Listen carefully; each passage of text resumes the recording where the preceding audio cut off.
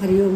कोई भी साधक बापूजी के लिए जाते हैं, इनको लगता है कि जो कोई साधक ये पूछ लेता है कि बापूजी को इलाज के लिए ज़मानत मिली थी, इलाज क्यों नहीं करा रहे, तो उसी को ये मारपीट करते हैं, उसको घुसने नहीं देते, घसीट के बाहर पटके आते हैं।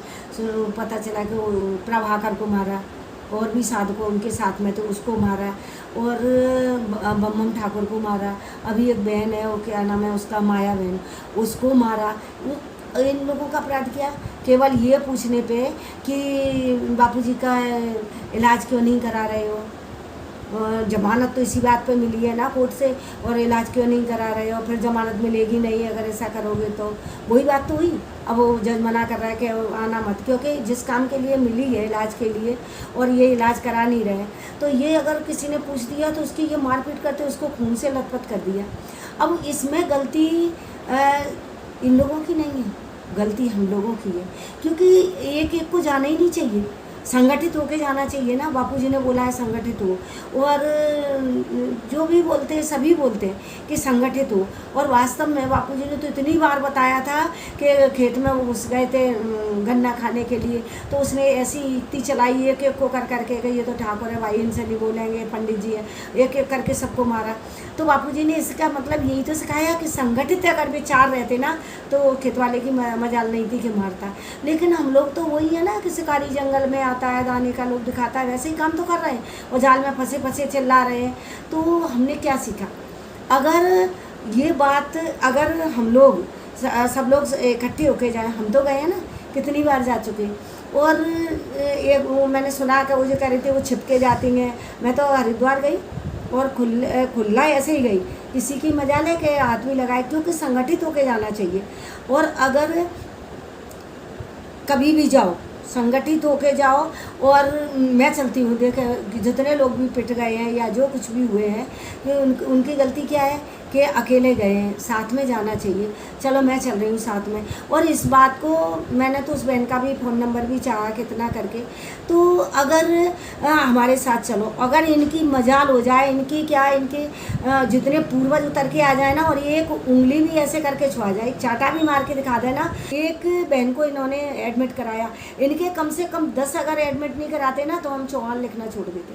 और अभी भी हम लोग अगर संगठित रहे ना, और हमारी जो भी एक दूसरे से वो हो, किसी की भी, मेरा तो मैं गीता पे हाथ रखे कहूँ, किसी से भी मेरा बैर भाव नहीं है, मुझे ना तो किसी से कुछ लेना देना। मेरा एक ही उद्देश्य है, बस बापूजी के लिए, केवल हमारे बापूजी बाहर आ जाएं, और ये दुनिया की कचड़ पचड़, इसके लिए तो संसार ही बहुत है। अगर हम बापूजी की शरण में आए हैं फिर भी कर रहे हैं तो हमसे ज़्यादा नीच कोई नहीं है। तो हमारा उद्देश्य सारी बातें भूल के केवल एक होना चाहिए कि हम बापूजी के लिए, और जहाँ भी चलना हो, जहाँ से भी आवाज़ उठाओ, जैसे भी नहीं हो तो जंतर मंतर पर चलो, और इन लोगों को चैलेंज करके के लिए हम आ रहे हैं। और अगर इनमें से एक भी अगर हाथ छुआ के दिखा देना तो जो कहो वो हम करें। और अगर ये करते हैं ना, अगर ये हमारे एक को घायल करते हैं ना, तो हम इनके 10 घायल करेंगे।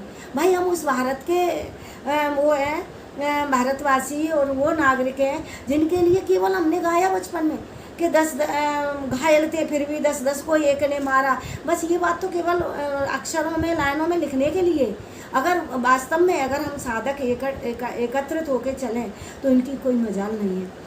और अब हम सबसे हाथ जोड़ के निवेदन करते हैं कि बापूजी के लिए अब सब कुछ भूल भुला के, बाद में खूब झगड़ा कर लेना, बाद में सब कुछ करना, अब जहाँ भी चलना है सब एकत्रित होके, अब इनको अपनी नहीं चलाने देना है। हरिओम। मैं पिछली गुरु पूर्णिमा पे जोधपुर गई थी, सबको पता है। 21 जुलाई 2024 को वो केस मेरा जो वहाँ पे चल रहा है जोधपुर सेशन कोर्ट में, तो उस केस में ये अर्जुन, पंकज मीरचंदानी उर्फ अर्जुन, और चेतन, सचित, भोला और जीवन, ये लोग हैं चारों। और इनने अपने लिए जांच लगाई है, वो आईओ होता है कोई जांच का, वो जांच लगाई है कि हमारा ये केस ऐसा है। लेकिन एक बात जो साधक ये कहते हैं ना, अरे वो लोग केस लड़ रहे हैं बापूजी के लिए और पूरे आश्रम को मैंने उसको संभाल के रखा है, इतना ये सब कुछ करते हैं। मैं उनसे एक प्रश्न पूछती हूँ कि बहुत अच्छे हैं, समर्पित बहुत ऊंची चीज़ है, सब कुछ करते हैं, लेकिन इन पे जब केस लगा तो इन्होंने जांच लगाई, लेकिन हमारे बापूजी के लिए 12 सालों में आज तक कोई भी जांच लगाई गई क्या? इसका मतलब क्या? ये कहते हैं हमारा झूठा केस है इसलिए हमने जांच लगाई, और बापूजी के लिए हम लोगों से चिल्लवा रहे हैं अपन। वो कहते हैं कि झूठा है केस, वो क्या कह रहे हैं? झूठा है ही है। जितने भी एडवोकेट हैं वो सब कह रहे हैं बोगस है, केस बोगस है। तो सबको पता है कि बापूजी का केस झूठा है। उसके बाद आज तक कोई भी जांच लगाई गई क्या? और ये लोग सचमुच का हमारे साथ अश्लील हरकतें करते हैं, और इस तरह का हम बहनों के साथ में इन्होंने छेड़खानी की बुरी नीयत से, जो कुछ भी इन्होंने हमारे साथ किया वो हमने केस लगाया, लेकिन उसमें जांच लगाई। बापूजी के लिए आज तक तो जांच नहीं लगाई गई। और वो जो साधक ऐसा बोलते हैं कि नहीं वो बहुत अच्छे से केस लड़ रहे हैं, वो कर रहे हैं, वो इस बात का जवाब दें कि क्यों नहीं लगाई। या तो इनको आता नहीं है कि नहीं लगाना आता, अपने लिए कैसे लगाते? कितना पैसा लगता बापूजी के लिए? ना तो इनको इलाज के लिए पैसा है, ना बापूजी के लिए अपने लिए कितना भी पैसा जांच अधिकारी लेगा, कितने भी बड़े से बड़े अधिकारी से लिखवा के लाना पड़ेगा, वो भी करेंगे, सारे काम करेंगे और छेड़खानी भी करेंगे, मतलब सचमुच का। उसके बावजूद और जांच लगा के बचने के लिए सारे प्रयास करेंगे, और बापूजी के लिए झूठा केस होते हुए भी क्या ये केस लड़ रहे हैं? अब इससे ज़्यादा सच्चाई और क्या हो सकती है? अभी भी सबको समझ नहीं आती ना, लेकिन सत्य की विजय होती है, ये बात बिल्कुल सही है।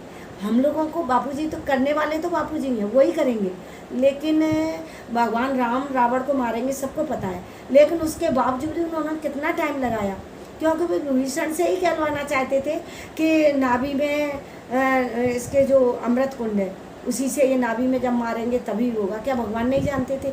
जिनके भय के सारे से सृष्टि और प्रलय होते हैं, क्या वो रावण नहीं मरता?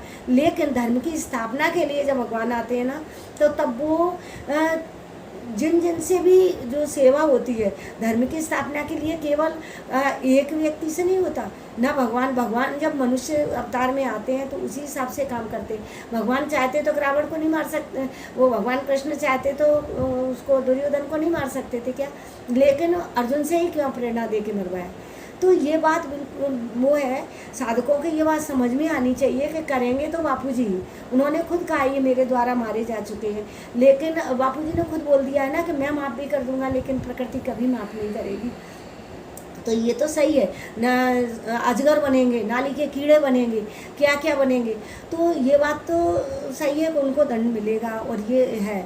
लेकिन बापूजी क्या चाह रहे हैं? उन्होंने खुद बोला था इस बात को कि मेरे बच्चे ही इनको आश्रमों से घसीट के कंकड़ पत्थर मार के घसीट के निकालेंगे। तो आज जो बापूजी के साथ हो रहा है उसका जिम्मेदार कौन है?